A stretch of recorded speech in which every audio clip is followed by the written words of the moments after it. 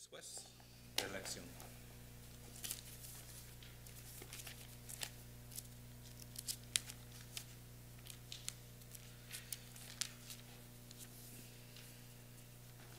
Qué bueno que estamos aquí. Es el día del Señor.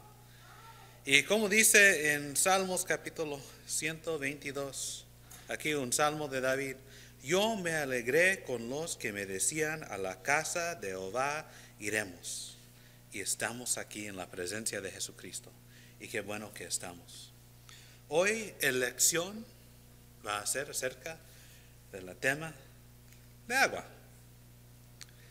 65% de tu cuerpo es agua. 71% del mundo es cubierto en agua. Agua dulce es muy importante, ¿que no? Donde hay agua dulce, hay gente. En el huerto de Edén fue ubicado donde estaba agua, entre más o menos 4 ríos: el Pisón, Gihón, Tigres y Eufrates. Los primeros civilizaciones empezó en lugares cerca de agua. En este mapa podemos ver que la civilización en Egipto empezó aquí, cerca del río Nilo. La civilización aquí en India, cerca del río Indo. Y aquí en China, el río Amarillo. En Sumeria, el Tigres, el Eufrates. Esos son los dos ríos. Claramente, agua es muy importante. Todo que vive necesita agua. Vida no es posible sin agua. La estructura y característicos de agua es que hace vida posible. Sin agua, y porque agua es como es, vida es posible. Sin agua puedes morir en menos de una semana. Si no tomas nada, vas a morir. Agua es muy importante, ¿que no? Pues no debe ser una sorpresa cuando leemos en la Biblia que encontramos agua en historias importantes, ¿que no? Primero, antes de mirar una de estas historias en el Antiguo Testamento, vamos a mirar estos versículos en el Nuevo Testamento. Debemos saber que el Antiguo Testamento es importante. Y podemos ver que eso es que dice en el Nuevo Testamento. En el 1 de Corintios capítulo 10, versículo 11 dice: y estas cosas, hablando de las historias en el Antiguo Testamento, les acontecieron como ejemplo y están escritas para amonestarnos a nosotros, a quienes han alcanzado los fines de los siglos. Nosotros que estamos en los fines de los siglos tenemos algo a aprender del Antiguo Testamento. En Hebreos 10, capítulo 1: porque la ley, teniendo la sombra de los bienes venideros, no la imagen misma de las cosas, nunca puede, por los mismos sacrificios que se ofrecen continuamente cada año, hacer perfectos a los que se acercan. Y en Galatas capítulo 3, versículo 24: de manera que la ley ha sido nuestro ayo para llevarnos a Cristo, a fin de que fuésemos justificados por la fe. Aquí dice que el Antiguo Testamento nos ayuda porque es un ejemplo, es como una sombra y un ayo. Como un ejemplo, cuando eres un estudiante en la escuela y empiezas algo nuevo, el maestro te da un ejemplo. Los próximos preguntas y cosas así no van a ser exactamente como el ejemplo, pero el ejemplo te ayuda para puedes comprender la idea para que puedas hacer las preguntas. El Antiguo Testamento, aquí hablando de la ley, pero otras partes también, es como una sombra que ves antes que puedes ver la imagen, la cosa verdadera. Y es un ayo, es como un tutor, un maestro que nos ayuda a aprender una verdad. El primero historia que vamos a mirar hoy es del gran diluvio. Podemos encontrar esta historia en Génesis capítulo 6. Aquí en el sexto capítulo de toda la Biblia, podemos ver que el hombre empezó a ponerse tan malo. Cosas empezó tan bueno, pero se fue tan malo, tan rápido. Aquí en Génesis capítulo 6, vamos a empezar con el versículo 5, el 6. Y vio Jehová que la maldad de los hombres era mucha en la tierra, y que todo designio de los pensamientos del corazón de ellos era de continuo solamente el mal. Y se arrepintió Jehová de haber hecho hombre en la tierra, y le dolió en su corazón. Cada pensamiento en su corazón de hombre era solo hacer el mal. Y Dios se arrepintió de hacer hombre. Qué triste. Hombre es algo especial. Hombre tiene la habilidad a escoger hacer el malo o el bueno. Y podemos, sabemos que eso empezó en el huerto de Edén, cuando Adán y Eva comían del fruto del árbol de la sabiduría del bueno y del mal. Pues hombre no tiene excusa. Él sabe que es bueno y él sabe que es mal. Y hombre puede escoger lo que él va a hacer. ¿Y qué hizo hombre con esa habilidad? Ahí hizo el mal. El mal, porque el mal es muchas veces es más fácil, porque solo estás haciendo lo que tú quieres. Y con el mal muchas veces viene el placer carnal. Dios quería destruir su creación, porque la humanidad no estaba haciendo lo que Él quería para la humanidad. Seguimos en el versículo 7 y 8. Y dijo Jehová: raeré de sobre la faz de la tierra a los hombres que ha creado, desde el hombre hasta la bestia y hasta el reptil y las aves del cielo, pues me arrepiento de haberlos hecho. Pero Noé halló gracia ante los ojos de Jehová. Todos seguían en el su mismo, excepto Noé. Noé era un hombre justo. Andaba con Dios. Seguía a Dios a hacer lo que Dios quería. Dios tenía un plan. En el versículo 13 hasta el 18 leemos que dijo pues Dios a Noé: he decidido el fin de todo ser, porque la tierra está llena de violencia a causa de ellos. Y aquí que yo los destruiré con la tierra. Hazte un arca de madera de gofer. Harás aposentos en el arca y la calafatearás con brea por dentro y por fuera. Y de esta manera la harás de 300 codos y la longitud del arca, de 50 codos su anchura y de 30 codos su altura. Una ventana harás al arca y la acabarás a un codo de elevación por la parte de arriba, y pondrás la puerta del arca a su lado y le harás piso bajo, segundo y tercero. Y aquí que yo traigo un diluvio de agua sobre la tierra para destruir toda carne en que haya espíritu de vida debajo del cielo. Todo lo que hay en la tierra morirá. Mas estableceré mi pacto contigo, y entrarás en el arca tú, tus hijos, tu mujer y las mujeres de tus hijos contigo. Dios tenía un plan. Todos que seguían Él tenía un plan a limpiar todo el mundo, a destruir toda esta maldad, todo ese pecado en el mundo, y sacar el bueno, hombre Noé y su familia. para que humanidad podía tener un nuevo comienzo. Y Noé hizo lo que Dios decía, y Dios cumplió su promesa y salvó a Noé y su familia. Y en el agua venía, este diluvio, destrucción de pecado, y con la misma agua venía salvación por la familia de Noé, porque ellos obedecían la palabra de Dios.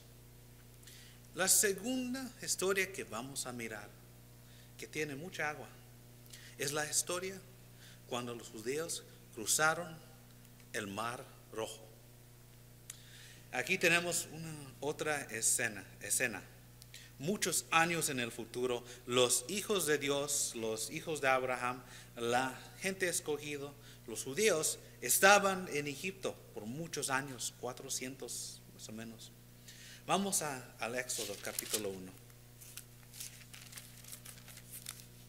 Éxodo capítulo 1, versículo 8. Entre tanto, se levantó sobre Egipto un nuevo rey que no conocía a José, y dijo a su pueblo: He aquí el pueblo de los hijos de Israel es mayor y más fuerte que nosotros. Ok, aquí tenemos en este momento un nuevo rey sobre Egipto. Este rey no reconoció a José y las cosas que José hizo a salvar a Egipto. Quizá no le importaba, pero dice que él no conocía a José. Es una manera de decir, él no reconoció las cosas que él hizo. Eso no fue importante para él. Y su descendencia, que antes tenía un lugar de privilegio en la tierra, vivían en la tierra más buena de todo de Egipto. Eso no le importaba para él, este nuevo rey, este faraón. Éxodo, vamos a quedarnos ahí en el mismo capítulo, pero vamos al versículo 9, vamos a leer hasta el versículo 14. He aquí el pueblo de los hijos de Israel es mayor y más fuerte que nosotros. Ahora, pues, seamos sabios para con él, para que no se multiplique y acontezca que viniendo guerra, él también se una a nuestros enemigos y pelee contra nosotros y se vaya de la tierra.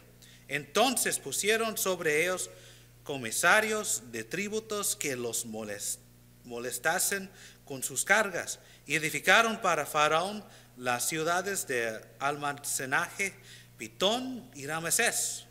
Pero cuanto más los oprimían, tanto más se multiplicaban y crecían, de manera que los egipcios temían a los hijos de Israel, y los egipcios hicieron servir a los hijos de Israel con dureza, y amargaron su vida con dura servidumbre en hacer barro y ladrillo, y en toda labor del campo, y en todo su servicio al cual los obligaban con rigor.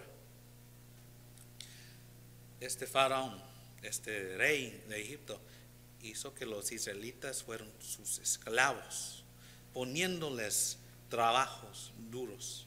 Fueron del lugar de privilegio al lugar más bajo en todo Egipto. Los hijos de Abraham, los hijos de Israel, de la promesa, la familia de José, este mismo José que salvó todo a Egipto, ahora esa gente no fueron nada en esa tierra. El faraón tenía miedo que ese pueblo va a crecer y tomar control de Egipto, y él hizo todas esas cosas para controlarlos. Versículo 22.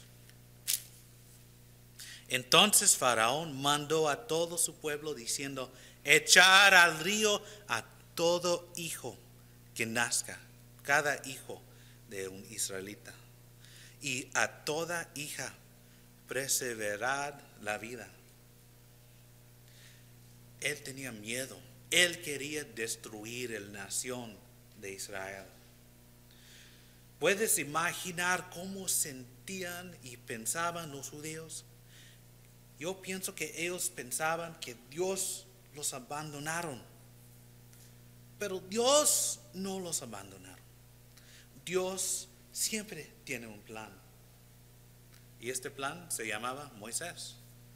En el tercer capítulo de Éxodo, aquí tenemos Dios hablando con este José.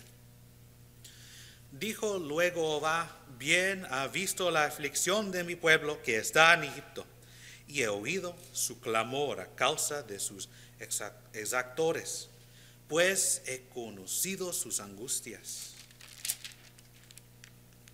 Y ha descendido para librarlos de mano de los egipcios y sacarlos de aquella tierra a una tierra buena y ancha, a tierra que fluye leche y miel, a los lugares del cananeo, del heteo, del amorreo, del fereceo, del heveo y del ebuseo. Dios no olvidó su gente, nunca olvida a su gente. Su gente son muy importantes para Él. Versículo 19 hasta el 21. Mas yo sé que el rey de Egipto no os dejará ir sino por mano fuerte, pero yo extenderé mi mano y heriré a Egipto con todas mis maravillas que haré en él, y entonces os dejará ir, y yo daré a este pueblo gracia en los ojos de los egipcios, para que cuando salgáis no vayáis con las manos vacías. El plan fue que Dios va a mostrar su poder. Él va a usar Egipto como un ejemplo para establecer que Él es el verdadero Dios. No estos dioses que los egipcios tenían, tan muchos dioses para el sol, para la muerte y para todo.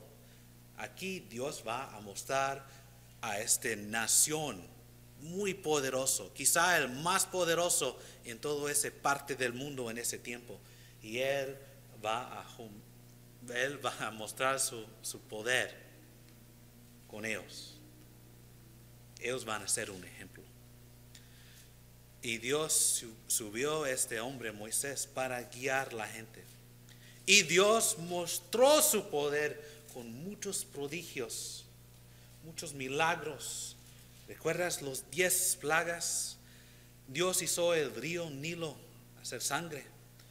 Mandó una plaga de ranas, una plaga de piojos, una plaga de moscas, peste sobre el ganado, úlceras, granizo, langostas, tinieblas y finalmente la muerte del primogénito de los egipcios.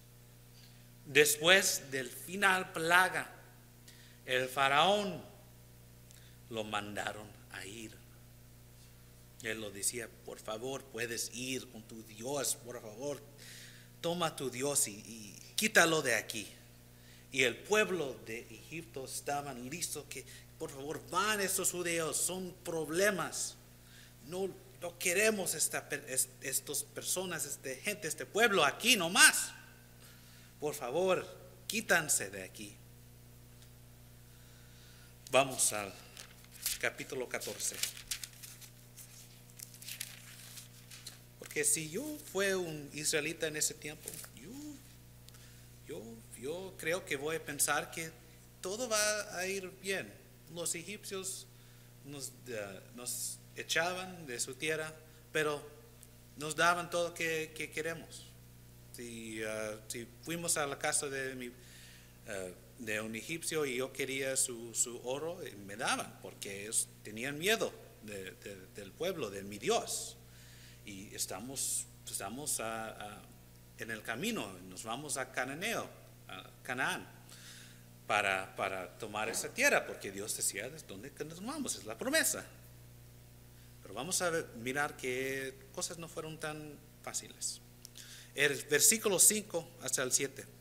Y fue dado aviso al rey de Egipto que el pueblo huía, y el corazón de Faraón y de sus siervos se volvió contra el pueblo, y dijeron: ¿cómo hemos hecho esto de haber dejado ir a Israel para que no nos sirva? Y unció su carro y tomó consigo su pueblo.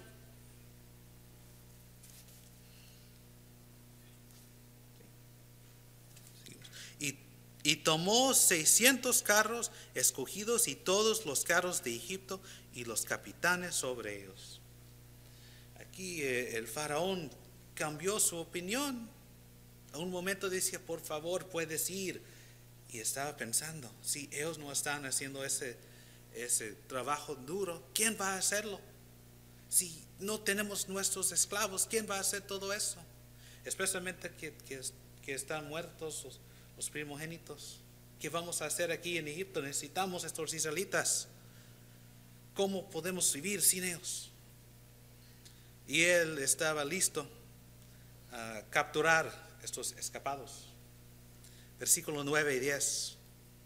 Siguiéndolos pues los egipcios con toda la caballería y carros de Faraón, su gente de a caballo y todo su ejército, los alcanzaron acampados junto al mar, al lado de Pihahirot, delante de Baal-Zephón. Y cuando Faraón se hubo acercado, los hijos de Israel alzaron sus ojos, y aquí los egipcios venían tras ellos, por lo que los hijos de Israel temieron en gran manera y clamaron a Jehová. Clamaron a Jehová. El ejército de Faraón persiguió a los judíos, estaban listos a capturarlos.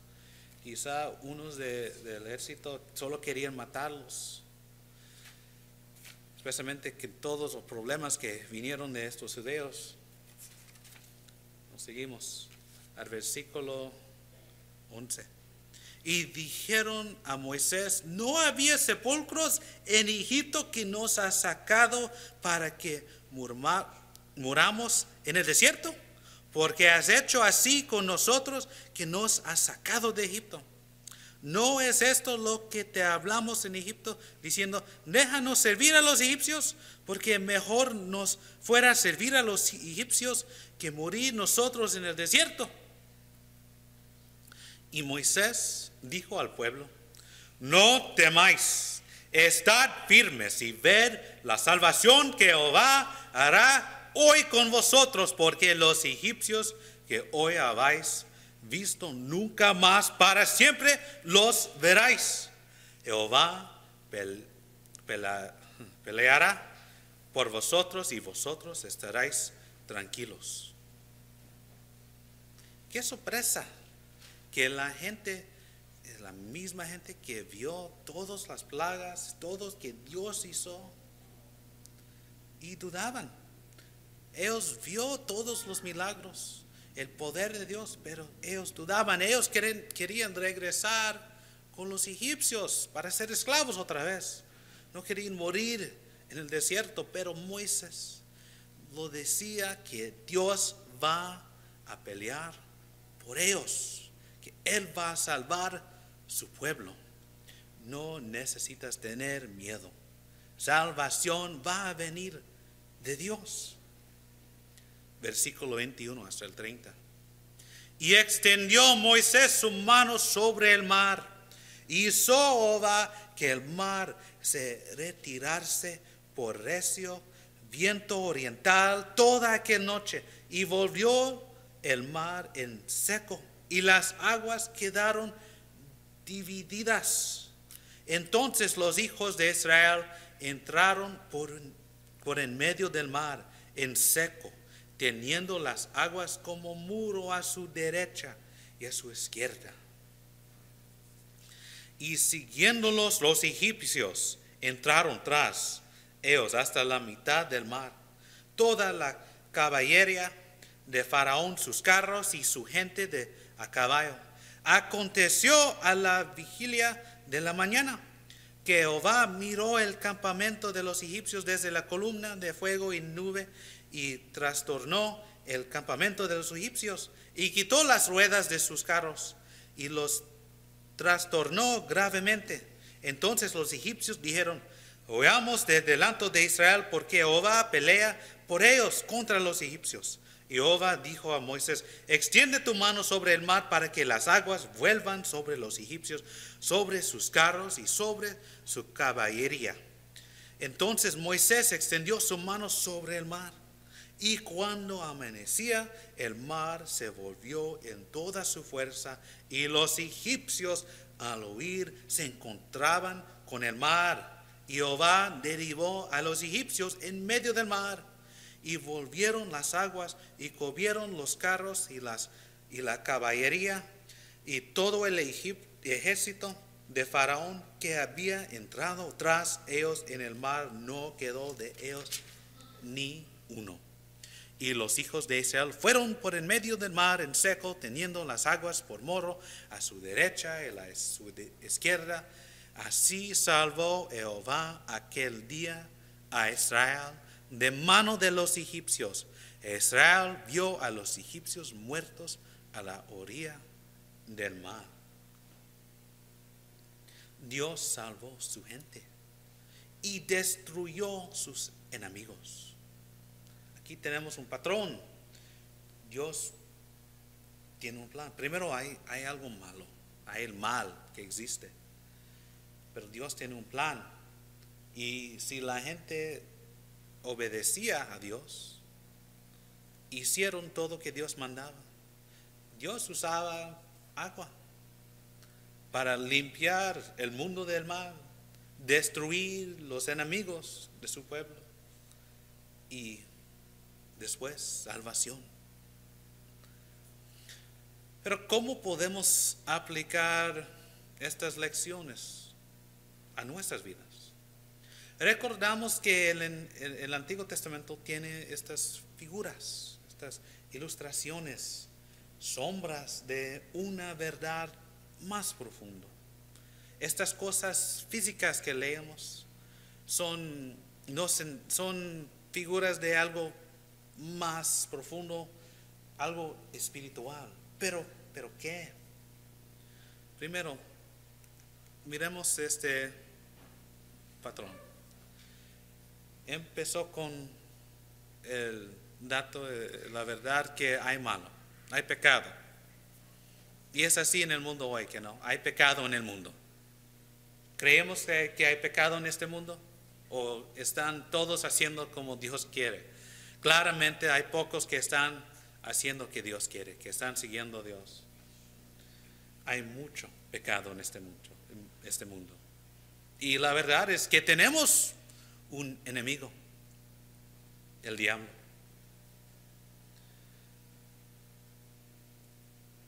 Pero Dios tiene un plan. En Juan capítulo 14, versículo 23 hasta el 24, dice: respondió Jesús y le dijo: el que me ama, mi palabra guardará, y mi Padre le amará, y vendremos a él y haremos morada con él. El que no me ama, no guarda mis palabras, y la palabra que habéis oído no es mía, sino del Padre que me envió. Claramente, Dios tiene un plan. Ese plan fue Jesucristo. Si queremos hacer que Dios quiere, Dios el Padre, necesitamos escuchar a Jesucristo. Si queremos mostrar amor para Dios, para Jesucristo, necesitamos escuchar y hacer lo que Jesucristo enseñó. Necesitamos ser obedientes.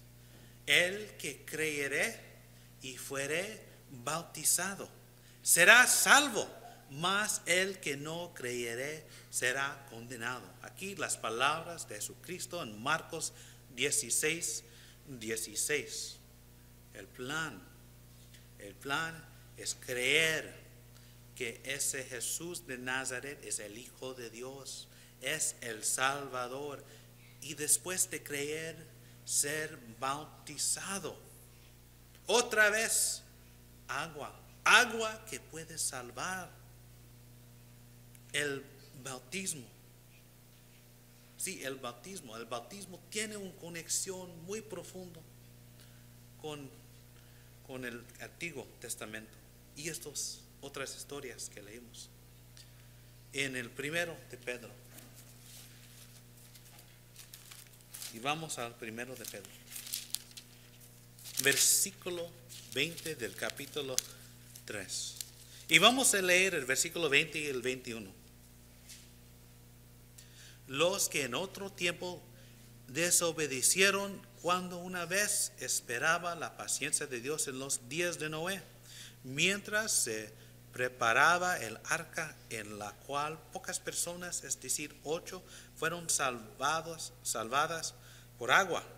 El bautismo que corresponde a esto ahora no salva, no quitando las inmundicias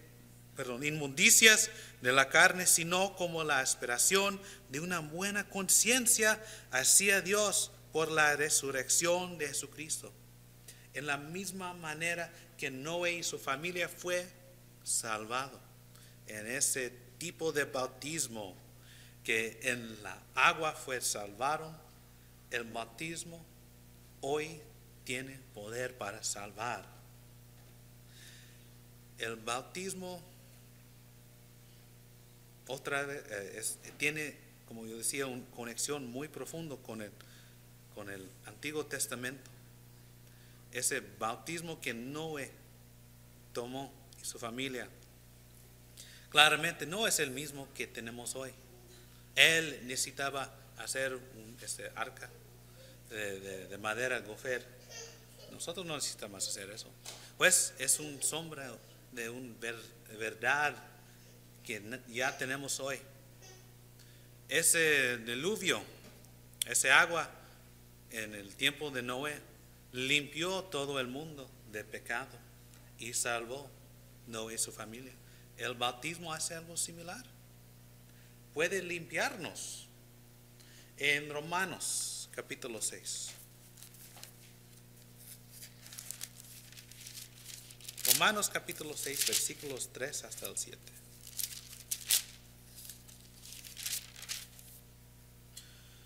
Y leemos. ¿O no sabéis que todos los que hemos sido bautizados en Cristo Jesús, hemos sido bautizados en su muerte? Porque somos sepultados juntamente con Él para muerte por el bautismo, a fin de que como Cristo resucitó de los muertos por la gloria del Padre, así también nosotros andemos en vida nueva. Porque si fuimos plantados juntamente con Él en la semejanza de su muerte, así también lo seremos en la de su resurrección. Sabiendo esto, que nuestro viejo hombre fue crucificado juntamente con Él para que el cuerpo del pecado sea destruido, a fin de que nos sirvamos más el pecado, porque el que ha muerto ha sido justificado del pecado. Y si morimos con Cristo, creemos que también viviremos con Él. Aquí el bautismo es un símbolo, pero tiene el poder eficaz a limpiarnos del pecado. Es un símbolo de la muerte y resurrección de Jesucristo. Cuando hacemos eso, matamos, ponemos nuestra vieja vida de pecado en una cruz a destruirlo, destruir el enemigo, destruir el pecado que va a conducirnos a la muerte, el muerte eterna, que es decir, el Hades, el infierno. Para quitar eso, necesitas matar el pecado, y eso es que el bautismo hace, te limpia del pecado para que puedas vivir a nuevo. Como en la historia de Noé, un nuevo comienzo para el mundo, sin ese malo, sin el mal, sin pecado. Y también podemos ver en el 1 Corintios.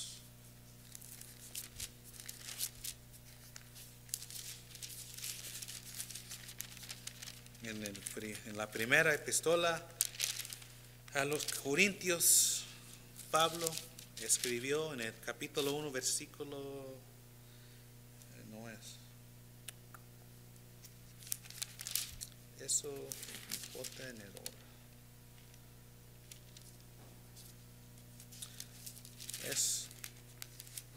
Perdón, tengo un error en mis notas. Pero hay en el primero de Corintios, Pablo habla de Moisés, del bautismo que Moisés y la gente tenía, y eso fue el bautismo en el Mar Rojo, como pasaban ellos en el mar, y eso fue la salvación de Dios.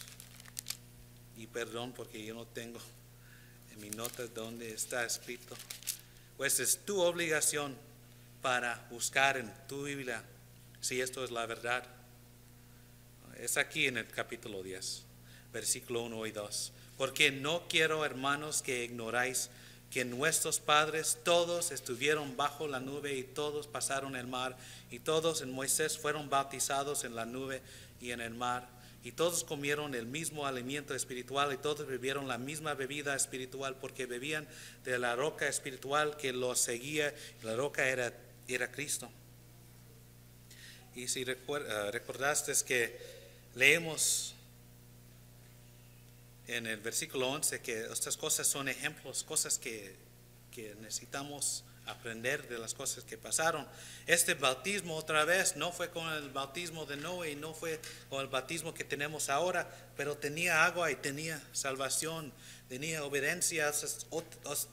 Todas esas cosas son conectados, tienen una conexión profunda para que podamos aprender mejor que Dios quiere.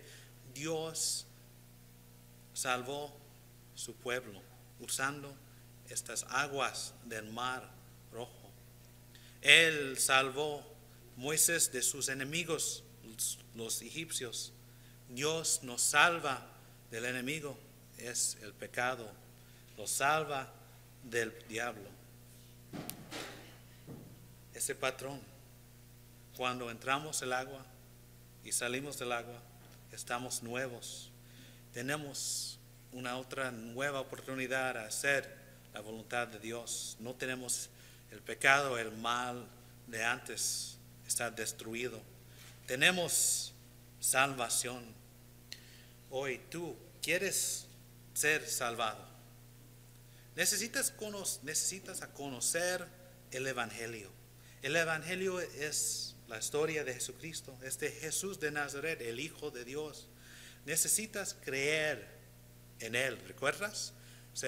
Necesitas creer y ser bautizado. Pero también necesitas arrepentirse de una vida de pecado. Necesitas confesar el nombre de Jesucristo. Mateo capítulo 10, versículo 32. A cualquiera pues que me confiese delante de los hombres, yo también le confesaré delante de mi Padre que está en los cielos. Tenemos la promesa de Jesucristo. Si confesamos que Él es el Hijo de Dios delante de los hombres, Él también va a confesarnos delante de su Padre. En Hechos capítulo 2, versículo 38, la gente clamaron y preguntaron: Pedro, ¿qué podemos hacer para ser salvos? Pedro les dijo: arrepentíos y bautícese cada uno de vosotros en el nombre de Jesucristo para perdón de los pecados, y recibiréis el don del Espíritu Santo. ¿Estás listo a arrepentirse de una vida de pecado? ¿Estás listo a tomar ese don del Espíritu Santo? Ese don del Espíritu Santo es la salvación, es la promesa que viene de Jesucristo, que Él va a confesar nosotros delante de su Padre. Pero necesitamos creer en Él, arrepentirnos de una vida de pecado, ser bautizado, confesar claramente Jesucristo, y necesitamos vivir fielmente y hacer la voluntad de Dios. En las historias de Noé y Moisés leemos que después de su salvación que venía del agua, por el agua que pecaron después. Y es posible por un cristiano pecar después de ser salvo, después de ser bautizado. Y si eres un cristiano y estás pecando, no estás reuniendo con los cristianos como debes, o tienes un pecado en tu vida y necesitas ayuda, tienes la promesa de Jesucristo que puedes ir a Dios y preguntar, la palabra me voy. Puedes preguntar, puedes leer mi mente claramente que no. Perdón es la palabra, perdón. Tan importante hoy día que no, el perdón de Dios. El bautismo es el comienzo del perdón, porque estás perdonado de todos tus pecados de antes. Y después puedes preguntar en oración, perdón de Dios. Si hay algo que podemos hacer para usted y ayudarte para que puedas caminar y hacer y seguir a Jesucristo en una manera mejor, por favor, puedes venir adelante ahora, durante este himno.